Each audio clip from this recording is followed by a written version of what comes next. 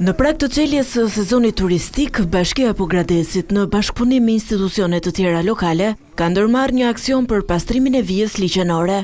Prefektja Florina Zegullaj u ka bërë thirrje qytetarëve që të shmangin hedhjen e mbetjeve në mënyrë të pakontrolluar. Me iniciativë të Ministrisë së Mjedisit, kemi filluar sot aksionin në Lin, në një prej perlave kulturore dhe natyrore të qarkut të Korçës.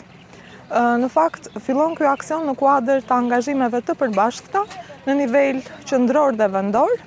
Jemi bërë të gjitha institucionet bashk. Është shumë e rëndësishme që në këtë moment ne jo vetëm të bashkohemi për këtë aksion, po edhe të ndërgjegjësojmë brezat e ardhshëm sa të rëndësishme janë çështjet mjedisore, sepse mjedisi duhet të jetë në qendër të modeleve të zhvillimeve tona.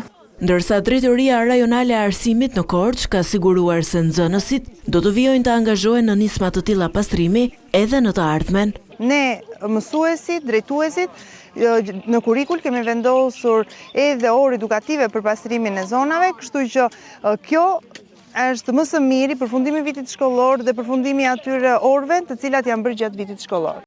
Fshatra turistik Lin dhe Tushemisht ka një kapacitet akomodues prej rreth 1000 vendesh, ku mbi 80% e tyre janë tashmë të rezervuara.